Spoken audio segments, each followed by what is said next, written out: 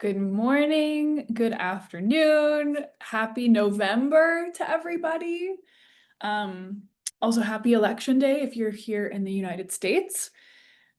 I am so excited to talk about banking today. It's not every day that I get excited about banking, but our speakers today, they sure got me ready to talk about it. So as people are trickling in, just welcome. We are here, like I mentioned, to talk about banking. And usually, if you are familiar with PSE, we talk a lot about ingredients and packaging, and we try to capture all of the things that could possibly relate to sustainability. And banking is certainly one of those. So I'm excited to add that to our list of topics to share with you all. So without further ado, I have a few intro slides before I introduce you to our lovely speakers today. Just in case you are new to the Pet Sustainability Coalition, we are a Boulder-based nonprofit, and we are working with companies in the pet industry so that we can all move towards a more positive outcome for both environments and social situations because of the pet industry. We work worldwide with members in a bunch of different companies that you see here, as well as across the supply chain. So we work with brands, with retailers, distributors, suppliers. Everybody is part of the equation when it comes to sustainability.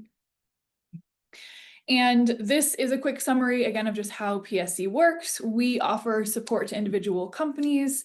You can think of us as consultants in that way, your partner in sustainability, but then we also facilitate collaborative and educational opportunities because we know that the problems that we're tackling cannot be solved by one company. All right, and you are currently in our 2025 webinar series. Of course, today we're talking about your bank, your impact, and how choosing a financial partner can really it can really matter for sustainability. We do have an upcoming webinar scheduled later in November on the 20th with anchor ingredients about regenerative agriculture. I also forgot to thank our sponsors of this webinar. We have WPA that has sponsored our entire series of webinars this year. Thank you so much to WPA. And also Walden Mutual Bank is sponsoring today's webinar and is also our speaker. One quick announcement here. We are thrilled to announce that we're going to be doing Pet Summit again in 2026. The dates are here, March 23rd through 26th. If you are a PSC member, you get a discount on your ticket. So definitely reach out to us if you would like to use that as you're buying your ticket. I'm also very excited that our speaker submissions are still open through December 1st. So if you would like to take the stage with us in Orlando in March, if you have a story to tell, please apply to speak. And I'm the one who reviews those, which is why I'm so excited to announce it. Finally, before we really get into it, some Zoom housekeeping. If you see those little buttons on the bottom, please use the chat feature if you want to say hello to fellow attendees. If you just want to say something cool that you heard, everybody can see those chats. I see that many of you have also found the react button, which brings me joy. We can't see you, so if you give us a little reaction using that button, it lets us know that something that we said resonated with you. And then most importantly, the Q&A feature is where you can submit a question to the speakers. I will be taking a look at that and will facilitate a Q&A at the end of the discussion. So if you have a question at any point in the webinar, please drop it there in the Q&A. All right. Enough from me. I'm so excited to introduce our speakers today. First, we have Charlie Cummings, who is the founder and CEO of Walden Mutual Bank, which is, a fun fact, the first new mutual bank in the US in about 50 years. Walden Mutual finances sustainable food and farm businesses across New England and New York. A bit about Charlie before this, he built Walden Local, a leading pasture-based meat company in the Northeast. He's also worked in nonprofit advocacy for offshore wind and done some consulting. You've done a lot, Charlie. And when we were talking before, he said his favorite part of his work is really getting out there on the road and meeting business owners and figuring out how banks can be the best possible partner to help them grow. So welcome, Charlie. Thanks so much, Allison. Excited to be here. Yeah. I'm also going to introduce Deb. Deb Suchman is the co-founder and co-CEO of Polkadog, a Boston-based company that makes handcrafted, thoughtfully sourced treats for dogs and cats. Polkadog started as just a single shop in the South End and now distributes treats across the country and international. It's awesome how much you've grown, Deb. Also relevant for this webinar is that Polkadog banks with Walden Mutual. And Deb said that her favorite part of the job is all of the relationship building that she gets to do, working closely with suppliers, retailers, and partners to solve problems together and support a strong community. So welcome, Deb. Thank you so much, Allison. All right, so Deb, I actually have a question for you to kick things off. And I stopped sharing my screen so people can really pay attention. So can you tell us a little bit about why sustainability is important to Polkadog and what your previous bank experience was like? Sure. Yeah. I mean, maybe I think I'm going to start a little bit with how we started. So we started Polkadog in 2002. It's myself and my business partner, Rob. We were the only employees, and we started with a store in Boston, a Boston neighborhood where we made our own treats. So we lived and worked there, and we became part of that community as a business owner and also as a homeowner, or as, you know, we lived in the city, in the neighborhood. And we got to know our neighborhood through that store and living there. And I think as young as adults, that really, we started like the seedlings of really understanding community and those relationships, and the value of that. And I think, you know, that's part of what Rob and I both care about, you know, for the company. I think that's how we started, very grassroots. We built everything literally from scratch. So I think it's just that part of that is in our DNA. But I always think about how we started, you know, in that small neighborhood in Boston, and then as we grew, growing that community of, you know, that community and, you know, interconnectedness with the people that we work with, whether it's retailers or suppliers or, you know, customers, right? So that fabric of community is really important, and the responsibility that comes with that. And so when I think about sustainability, I often think about the responsibility of a greater community, you know, in that sense, right? And so that has always been important for us. And then, you know, in other terms of thinking about it in terms of like more specific ways we use our ingredients, ways we manufacture, all of those things, you know, how we package our treats, all of these other components, for how we think about sustainability. So, and, you know, just brief examples, in 2009, we launched Codskins, and this was the first time Codskins didn't exist yet in the market, but we started thinking about, you know, how we work with local processors and how we utilize things that weren't being used, you know, and at that time, Codskins were being thrown out. And so we started utilizing the Codskins and making treats out of them. Several years later this is actually when I met Charlie. And Charlie at that time was working at Walden Local. He founded Walden Local, and Walden Local, you know, he was focused on a meat subscription that was working with local farms in New England and New York. So it was all, you know, pasture raised, local farms, and he needed a home for certain cuts of meat that people weren't eating for themselves, right? Because he was selling meat to people. And so we started buying the other parts of the meat, like the organs, beef kidney, beef heart, chicken heart, and we started making treats out of them. So that's kind of how I started to get to know Charlie and understand more about his values. And so, you know, fast forward years later, uh, Charlie said he's moving on from Walden Local and he's starting a bank. And so he started, which seemed like a leap, but he started explaining, you know, what he was doing. And, you know, I had seen what he had built with Walden Local. And I was, you know, very impressive as a business and also the values behind that. And so, you know, when he told me about Walden Mutual, I was, you know, it made a lot of sense to me. And it was, you know, it was not surprising. And the values around that bank, very connected with his past experiences and sustainability. And so, yeah, so I guess that tells you a little bit about how we think about sustainability, and also, that my connection with Charlie. I can tell you other past bank experiences. We have been in business since 2002, so we've had some bank experience and loan experience. We are 100% funded through bank loans over the years. We don't have any investment capital. So that is a very hard thing in itself as a growing business. And I would say that, it's just very different. The relationship with Walden's very different. And in the past, the banking relationships, there's a lot of energy to get that loan and to, get that closed. And after that, most of the bank relationships have been pretty transactional, financial transactional. There hasn't been much on top of that. Um, so yeah, I mean, I'll let you guys take it from there. Awesome. I love hearing stories of how people find each other through various ways and how that can lead to other things in the future. So thank you for telling that story. Charlie, a kickoff question for you. When you were an operator, what was your experience working with a bank like?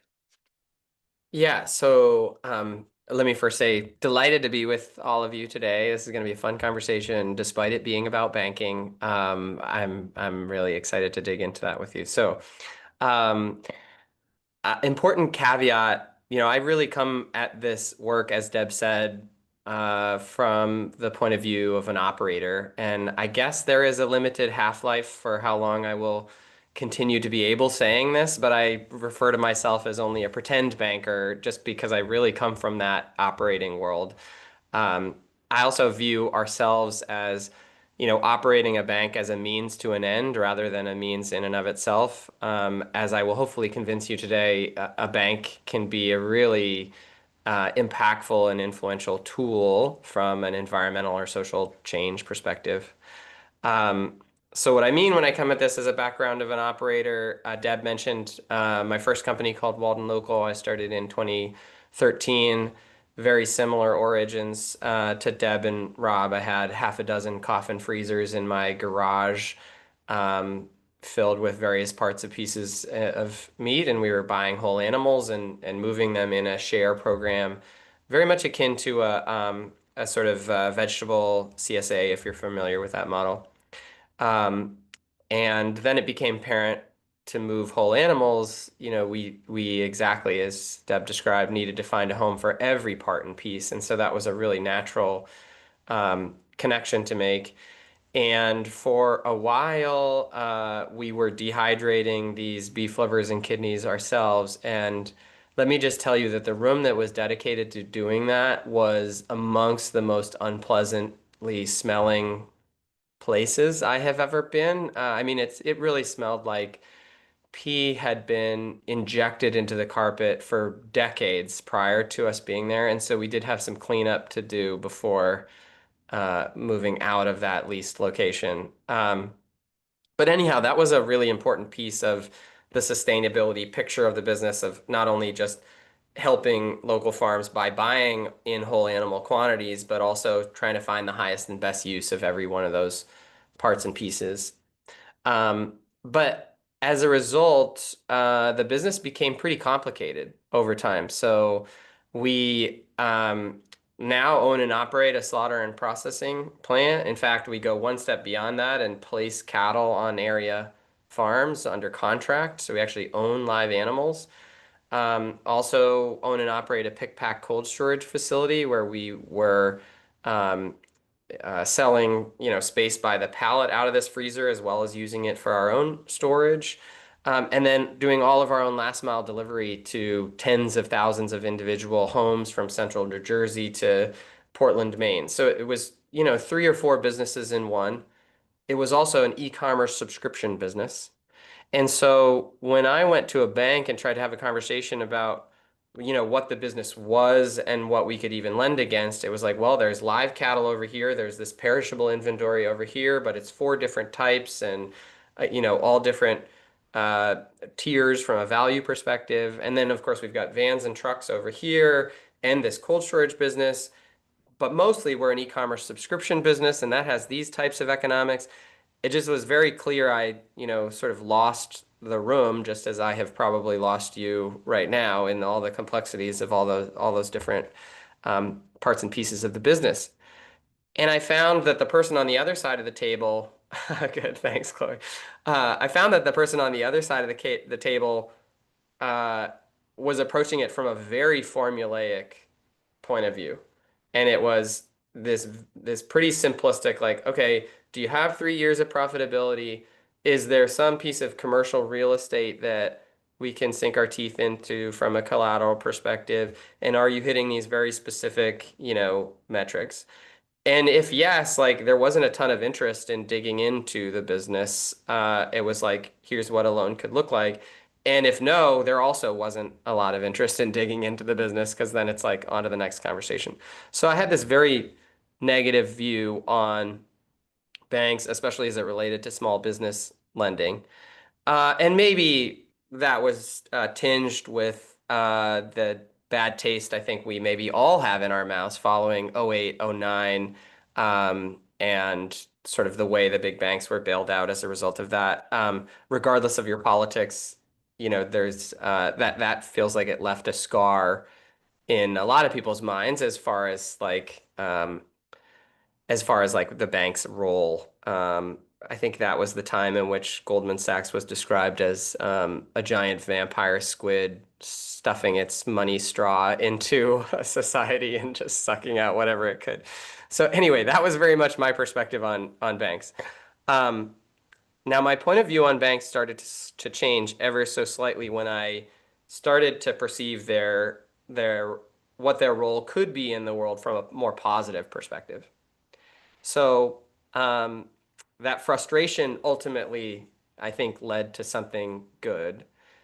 And let me back up for a second because I think this is a nice metaphor to think about it. Allison alluded to some work in the nonprofit world I'd done earlier. That was related to a proposed offshore wind farm in Nantucket Sound, which was the country's first proposed offshore wind farm, proposed in circa 2003 or four, something like that. Um, and it was this, decade-long battle. You had the Kennedy family come out against this project and say, well, not in my backyard. Like, we want wind energy, but just not here. And I found that so hard to swallow because the logical alternative was literally a coal plant in someone else's backyard. And so to me, that was this example of when it comes to energy, and we flip the lights on and don't really think about what happens next, it's sort of someone else's problem somewhere else. And the negative externalities associated with our choices from an energy perspective are really, again, borne by someone else somewhere else. And it's this out of sight, out of mind thing. And we often talk about food that same way. That was part of the underlying ethos of Walden Local of what if this were all local and you could see the impact, the positive impacts of your food choices in the surrounding ecosystem that's right here in New England. Maybe people would make different choices. And it was only recently that I began to see banks in that same light because banks are underlying that whole system. And so what a bank does with your deposits is actually a really impactful thing. So I want to unpack why that is and why where your deposits live is in many ways has the same dynamic of like creating a problem for someone else somewhere else. So before I unpack that fully, Allison, do you mind putting a couple polls up on the screen? Yeah, we can launch the polls. So we want to know from the audience, the poll number one, let us know what you think. I think about sustainability when choosing my, and your options are clothes, cosmetics and skincare, cleaning products, food, car, and bank. Allison, I just realized, can you choose more than one? I'm I hoping you can. am not sure. You can. Yes, Good. you Okay, can. thanks, Chloe. Yeah, so choose as many as apply. Cool. We'll give people a few seconds. Also, raise your hand if you were surprised that in a webinar about banking, we heard about coffin freezers and negative externalities and community building. I feel like already it's clear that banks can have different values that underlie them. Okay, take a few more seconds before we end the poll. Okay, let's go ahead and end it.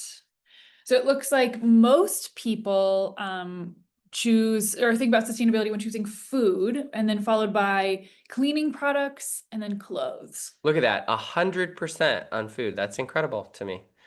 So I'm going to convince you that you should consider the bank in the same lens as food, but we'll get there. Let's do the next one. All right, we have another poll launching soon.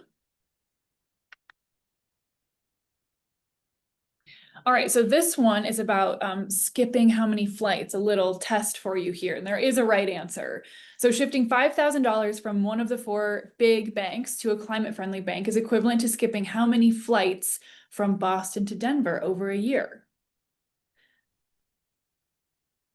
And your options are 1, 8, 5, and 3.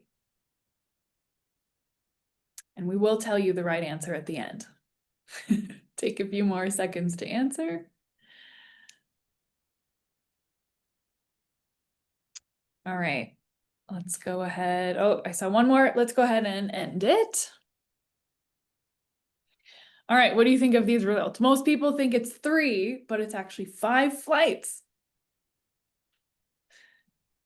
All right.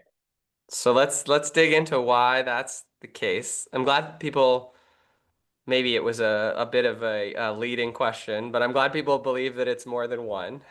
So I'm going to put some slides up here to dig into this in a little bit more detail. Cool. And I'm going to go off screen so people can focus on what you have to say. Take it away, Charlie. Thank you. Can everyone see that? Yes? Yes, good. All right. So let's go all the way back to the beginning of what actually does a bank do? And we've really lost this. I'm not sure why. I'm not sure if it's a matter of financial literacy or just the wide variety of banks that are out there in the world and the wide variety of things that they do now as opposed to 100 years ago. But many people, when pushed, will say, you know, banks take deposits and they make loans.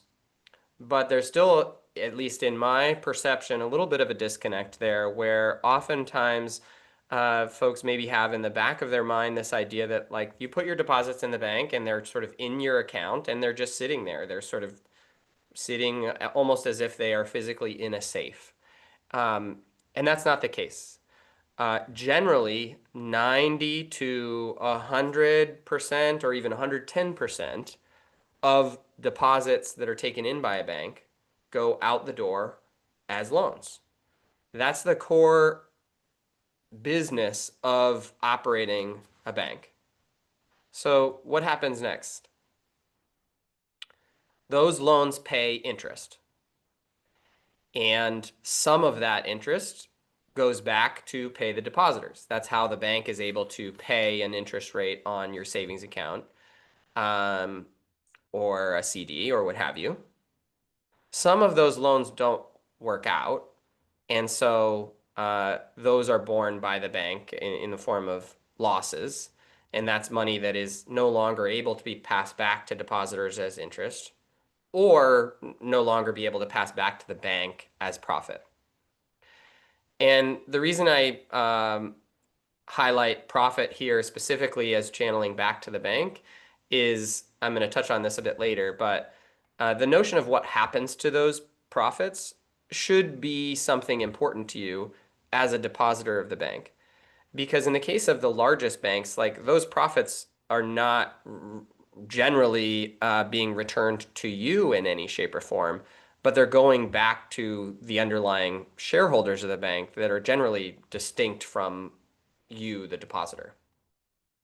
There's another piece of this that is not on the slide that's an important part of the equation, and that's that the deposits are all backed by the Federal Deposit Insurance Pool, FDIC. That generally insures you as an individual or as any single entity to up to $250,000 in deposits. That's may or may not change. There's a lot of debate about whether that should be higher following the SVB debacle. If you all saw that, the government ended up protecting depositors that had more deposited in Silicon Valley Bank than $250,000.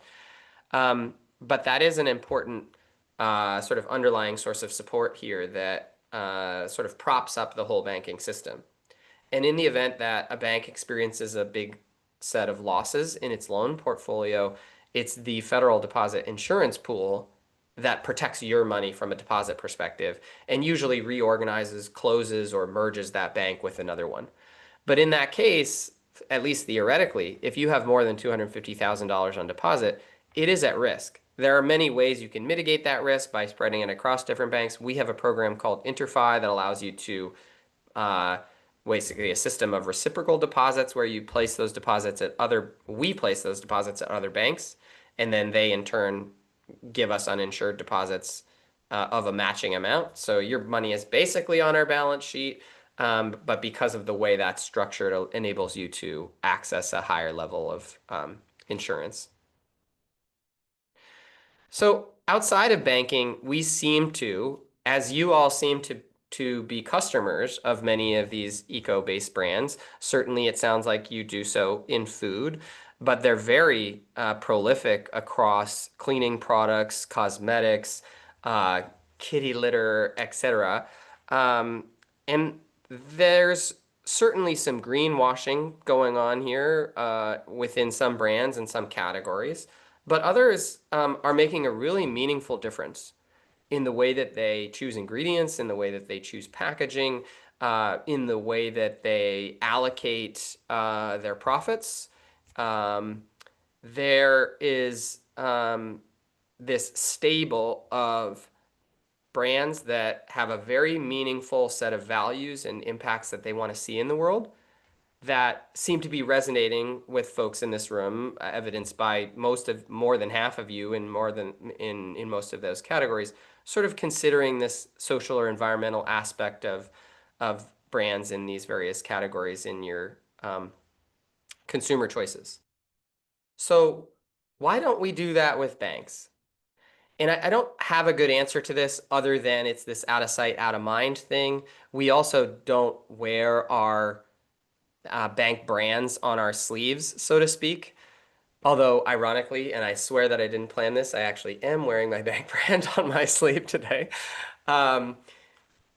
Money is this sort of private, secret thing that people don't like talking about very much. And so we don't generally consider our bank as part of that equation in the same way we would if you asked me to wear a hat with a brand that I identify with my friends or out in public. I would choose a brand that I, like many people, would choose a brand that they sort of instantly recognize and is one that I just identify with, again, from a values and impact perspective. However, I would encourage you to think about your bank in that lens, both personally and from a business perspective. Why? Because banking is many multiples more impactful than any of your other personal consumption choices. This number, which is 7.9 trillion, that's trillion with a T, is the amount invested over the last 9 years by the 65 largest banks, so only the 65 largest banks, in fossil fuel development around the world. That's your money. And so if you're being really deliberate about the food you put in your body and your children's body and the food you bring back to your household and the cleaning products that you put on your countertops, et cetera, and you're not thinking about your bank in this lens, you're missing a huge opportunity to sort of vote with your dollars in that regard. And so earlier we cited the poll as far as the equivalent number of trips. That's where it's coming from, is that banks are using your money. Your deposits are loaned out the other side of the bank. And they can do good in the world, or they can do a variety of other things. So this number, $125,000, is the equivalent. So if you put $125,000 in one of the top 5 largest banks in this country, that is the equivalent of the average American's carbon impact for an entire year. Everything. Flying, eating, driving, heating their home, turning their lights on, et cetera, et cetera. So recognizing that many individuals are not putting $125,000 in a bank account, I know that's a large number. It's still, from a relative scale perspective, compare that to spending in all of these other categories, gives you a sense of how impactful this really is. And certainly there are businesses in the room that might have that on deposit or a multiple of that. So I think that this is, again, this category that we don't put in the same bucket in our minds as where we go out to eat or where we grocery shop or the clothes that we wear on our body. But in so many ways, it is one of the most impactful personal consumption and business consumption decisions that you can make. So returning back to the beginning, your deposits go out and make loans in the world. And those loans can be really meaningful in the sense of reinforcing the ecosystem you participate in or invested with a particular set of impacts in mind. Or they can just generically support any activity under the sun. And there's quite a bit of things that particularly the largest institutions are investing in that don't feel particularly satisfactory, and in many ways are sort of counterproductive to the ways in which we're all trying to pull and tug on our businesses in the opposite direction. However, this basic business model holds true. I just want to bring a little reality to, though, like what this looks like in most institutions today is more like this. No significance to why they're straight lines and not looped. That was a formatting thing. But the point is, in a larger institution, the volume of loans running through, say, $100 billion bank is why I had this experience earlier in my career of like those conversations being so formulaic, is because there's no other option when you're the lender and you're just trying to move, hundreds of deals through the pipeline. And that's just the reality of the banks today, because banks are consolidating so quickly. We had this era in agriculture in the early 1980s of get big or get out. Well, banking has been doing that for 40 years now. We have half the number of banks in 2025 in the US that we did in the year 2000. And 2000 had already halved from 1980. And so with larger and larger institutions, a $100 billion bank doesn't like making $50,000 loans. Because if you're the lender and this is the volume you're responsible for, I'm going to focus on the 10 million, 20 million, $50 million deals and ignore the people looking for $50,000 because, that's how I make my bonus targets.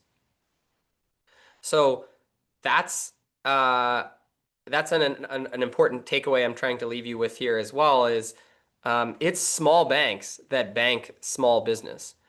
And that's been historically a really important part of our banking system that we've really moved away from as we've allowed banks to consolidate in this way. So our take on that at Walden Mutual is what's old is new again.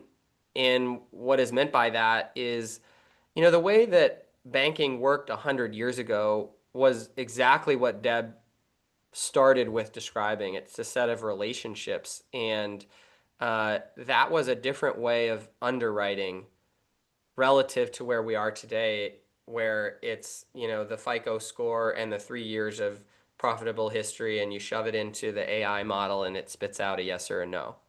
It's just a different world. And the bank was also your most trusted partner as far as where to find advisors or vendors or maybe customer relationships. We didn't have this litany of investment banks and consultants and private equity and all of those different parts and pieces of the financial system that we have today, we just had banks were the natural place you went for those types of resources. And so, by virtue of focusing on this ecosystem, which we describe as food, farming, natural resource-based businesses, um, businesses focused on sustainability in particular, uh, we hope to be that resource and that partner as far as, um, how can we really be invested in your success by making those mutually beneficial introductions? How can we be a partner in impact of sharing best practices amongst the other businesses we work with to obtain the impact that you want to have from an environmental, social, community perspective or otherwise? And also in community just by facilitating connections across this ecosystem. We view ourselves as sort of bridge builders between depositors and lenders in a way that makes me sound like Jimmy Stewart in It's a Wonderful Life of like your dollars are here and his dollars are here. But there's real meaning that comes from that because of where I started. That's what prevents the bank from from putting money out of sight, out of mind. And having the knowledge of what your dollars are out there doing and where they're sleeping at night, so to speak, um, is a big part of that community aspect of what we're trying to do. Our mission is grow your change. Who doesn't love that double entendre? Um, but um, our goal is to enable anyone, because anyone can open a deposit account, to make positive and lasting change in the ecosystems that sustain us. So, like I said, we are focused on food initially, but have a little bit of a broader purview than that. Uh, and then lastly, actually, sorry, I have two more before I turn it back to Deb. I mentioned I had the word bank underlined in a prior slide as far as where the profit goes to. This is another way of depicting that same thing. Um, we're structured as a mutual. We're the first new mutual bank in a long, long time, and I don't have time to fully uh, detail why that is, but happy to take that conversation offline if someone wants to go deeper. But a mutual bank is very much akin to a credit union in the sense that we don't have traditional stockholders. And so our goal is to do right by the entirety of our stakeholders. That includes our depositors, our borrowers, our staff, the investors that put up the capital to start the bank. But it's a more nuanced view of um, our role in this system beyond just driving shareholder value alone, which is the way that most of the largest institutions are structured. To me, also, that's a way of like giving our impact model real teeth and staying power from a governance perspective, um, because it sets us up to build a really long-term institution. We didn't start the bank to sell it, and nobody really benefits if we do, including me or our investors. So, what I meant by partners in impact, this is a little bit hard to read, but just sort of showing you an indicative example uh, of the impact assessment we do with our borrower businesses. This is meant to be a tool for managers to look for opportunities to drive impact in their businesses. We would love to have over time, interest rate breaks that come with improvements in this score. So I think that's where we're going longer term. But right now we're just developing this tool, which is very much a derivative of the B Corp standards that look across these 5 different stakeholder groups. So customers, governance, workers, community, environment. And most of the operators we've put this in front of, and we ask everyone as a condition of receiving a loan to fill out the impact assessment. Um, Most people come back and say, hey, this gave me some ideas on new stuff to think about. And I'm really excited to implement XYZ. So that's really our goal with it, is to see folks wherever you are on the spectrum today, move ever so slightly in the direction of sort of improving the outcomes you're delivering to all of the stakeholders of your business. So let me stop there. Let me stop sharing my screen, and I'm going to turn it back to Allison. Awesome. I want to repeat one of the very first things that you said when you started presenting, and it's that what a bank does with its profits should matter to depositors. I think that's so powerful and kind of sums it up. So I think we're moving into the Q&A phase of our presentation. It looks like we just got one here. It says, what questions do you wish more businesses asked when evaluating a bank to work with? Charlie, why don't you take that one?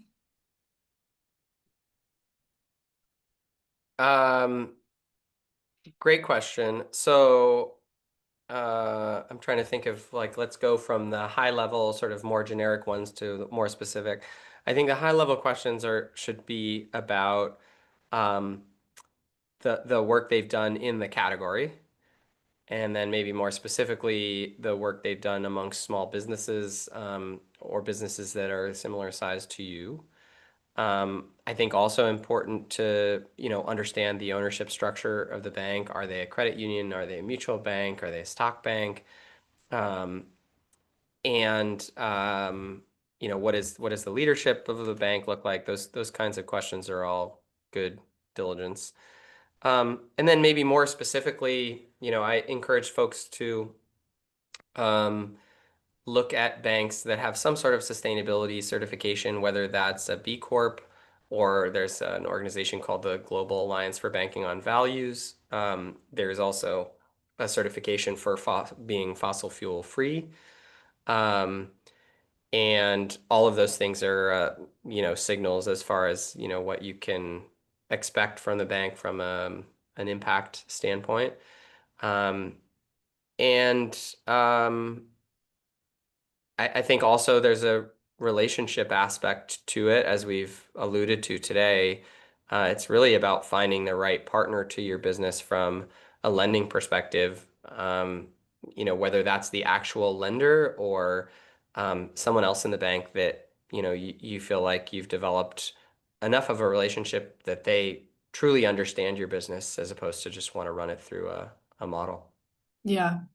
The part of your presentation where you were talking about how banks used to be and they used to be a partner in helping you find vendors and connecting you. I felt myself just like sigh. I'm like, oh man, that is not how I feel about my bank right now.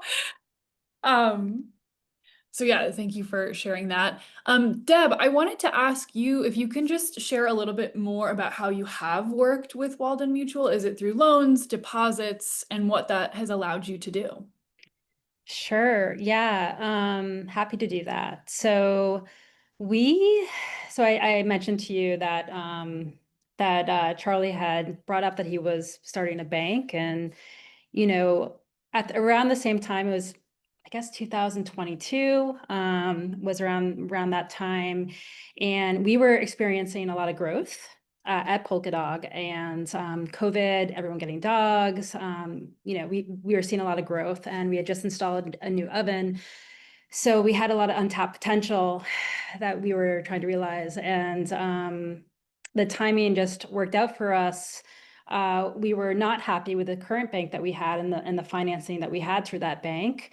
We were looking to have more capital to invest in some key resources, growing inventory, some key hires. We were hiring some salespeople, and so that's when we started talking to Charlie, and we ended up consolidating some loans that we had. So we did that. We did a 7-year loan with Charlie, a fixed loan, and locked in an interest rate. And then we had a line of credit as well. So we had a working line of credit. So we increased our working line. We had a larger line of credit with Walden, which was, which worked for us, and as far as the terms were for that. So we found them to be super flexible.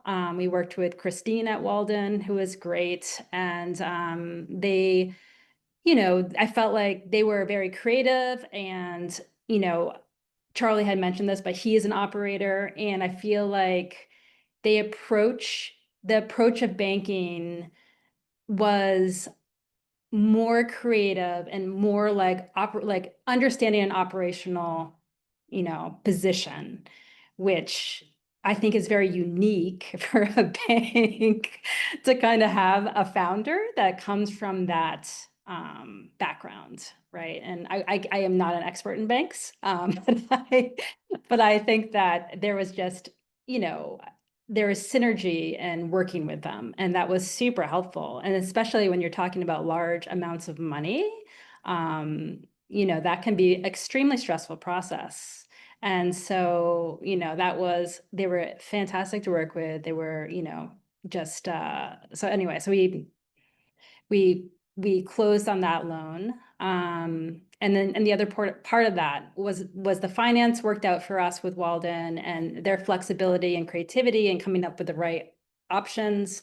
And also, of course, their values, being aligned with a banking partner in those values and, loans and all of this going back to the New England, New York agricultural community. That was totally aligned with where we wanted to be as a company as well. So, and then, as far as like just day to day, how do we work with, now we mobile deposits, like it's very easy. I mean, yeah, there's it's seamless for us. So, so I think that works. I'm also a corporator at the bank, at Walden Mutual. So so I've become part of that community, not just as, borrowing money from the bank and banking with them, and a depositor, but also, as a corporator. And basically what that means is, there's a board of directors and there's corporators, and corporators, are sort of like stewards of the community. We represent some of the values of the depositors. We're locally based, and we vote annually on the board of directors. And so that's been really interesting. I've really enjoyed that process. I think, as I said in the beginning, I feel relationship and community is super important to me personally, and also to Polkadog. I know it's important to my partner, Rob, as well. And those relationships and those annual meetings at Walden Mutual, it's like it's getting together a bunch of people that are really excited. I'm like really excited about what Walden's doing, because it's like, it's sort of new, it's very progressive, very sustainable, it's very locally focused.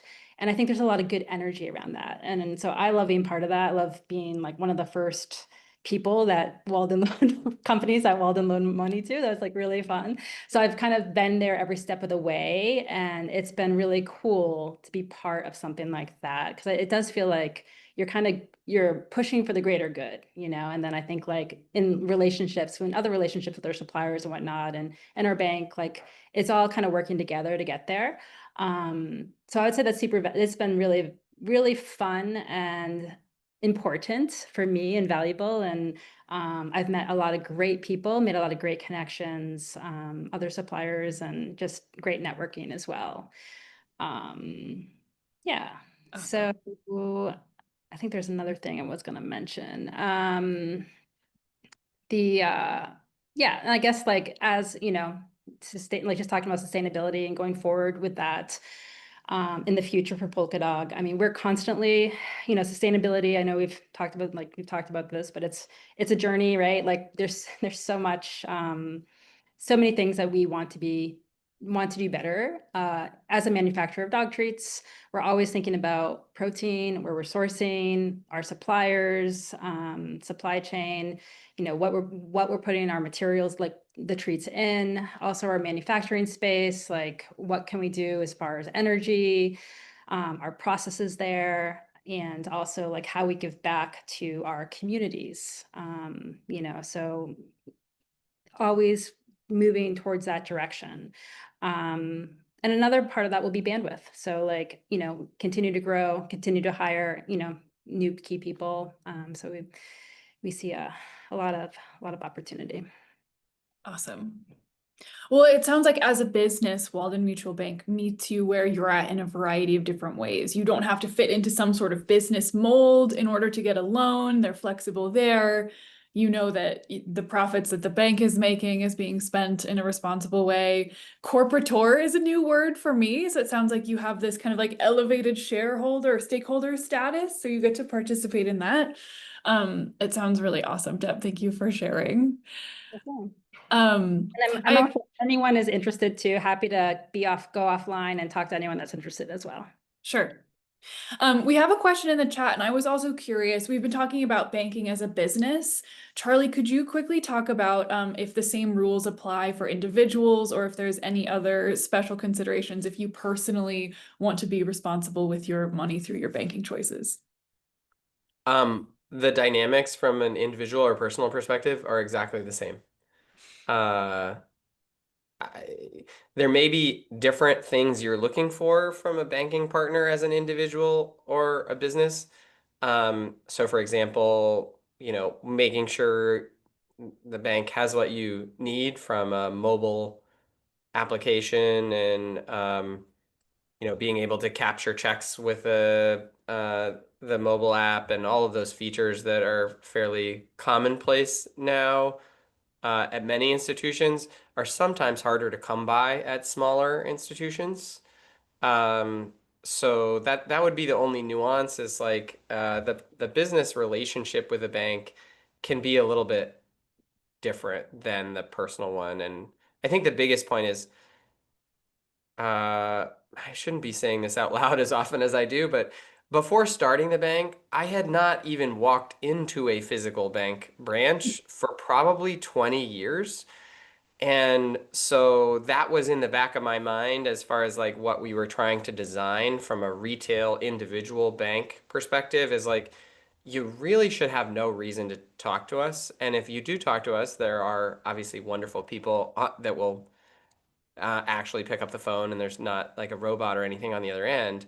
Um, but from my point of view, like the individual bank experience I'm looking for is one that feels pretty seamless and the technology behind it is pretty strong and intuitive. Whereas the business side of that, like there has to be a relationship. Like, yes, the tools have to meet everything you need from like uh here's who can do what with this account because many businesses have multiple users on a bank account and you need to be able to provision different permissions and all of that. But at the end of the day, there's also, most businesses are looking for more of a relationship there. Even if you don't have a loan, it is really helpful to start with a deposit relationship, have this history of working with the bank, meet the lender, and then when you do have the need for a loan, you have something a little bit deeper than just numbers on a page. Okay, thank you. I want to choose one last audience question before I give you both a chance for some final thoughts. Charlie, really quickly, like 1 to 2 minutes, high level, can you describe the difference between a credit union and a mutual bank? Oh man. Okay, we are digging into the depths of like technicalities here, but at a high level, think of uh, a credit union as a small d democratic institution where all the depositors vote on the board of directors and all of the depositors sort of share an interest in the success of the bank. Um, and mutuals essentially have that same underlying structure. However, there's one level of insulation, if you will, and so it's sort of a small r Republican structure in which this board of corporators, I say corporator, Deb says corporator, which seems a little more elevated, so maybe we should say corporator. Um, and those folks think about it as like a board of trustees akin to a university that sort of sit above the governing board. And so the idea is this group of people is a little bit more well informed as to the strategy of the bank and the people involved, and therefore can exercise a different set of judgments than the average depositor might as far as appointing our board or making other corporate big decisions around mergers or what have you. And like Deb is a great representation of that. They're also tasked with sort of representing all the stakeholders of the bank as opposed to just shareholders alone in a stock-based institution. So uh, there's more to it than that, but that's the basics of the governance structure. Is at the end of the day, instead of the stockholders holding the right to appoint the board and having all the rights to any profits of the bank, in a mutual structure, the corporators hold the rights to appoint the board, and the actual economic rights of the bank are not allocated to shareholders alone because we don't have shareholders in a traditional sense. So the power of that is like, if we had stockholders at some point, the bank would almost certainly need to go public or be sold to another institution, and there would be pressure to do that in this world of continued consolidation. But our mutual structure removes the incentive for that, and therefore like gives us a little bit more endurance from an impact perspective. Okay. I know it's so hard to have a question that's like very technical. So thank you for tackling that one so well. Okay, we are at the end of our webinar. So before we sign off, I would love to hear from each of you your final thoughts. What do you want to leave the audience with today? Do you want me to go first? Sure. And I don't know if you had a slide that you wanted to share for this part or not. Sure. I'll pull up my Cool. last slide. Just a couple of practical takeaways. We've talked about most of these. One, hopefully we've convinced you today that where you bank matters. And so take a look at your banking relationship, both individually and as your business, and ask what other options there might be. Two, whether your bank is one or not, highly suggest you all look at the B Corp structure as an option for your business. I view that as sort of the market leading holistic stakeholder assessment. And there's so many businesses that have thought really hard about their impact on the world from a this narrow set of considerations around like their carbon impact, for example, but then not done much work on, well, are we paying a living wage to all of our employees, or are we doing X, Y, and Z things to contribute to the surrounding community? And it's just a great wider lens to give the management a few tools, excuse me, and ideas on how to think about that differently. And frankly, many of them will give you sustainability objectives that you can build into your larger business objectives that do not compete with your short-term profit. In fact, many of them can potentially save you lots of money or make more money in one form or another. I already talked about looking for banks with different certifications and just this reminder that small banks lend to small business. And that's why we need them still around. And then lastly, ownership matters. And that will be the topic of a future webinar if you want to dig into that in a little bit more detail. But mutual banks and credit unions have a different ownership structure for a reason, and they tend to operate for the benefit of their depositors as opposed to shareholders alone.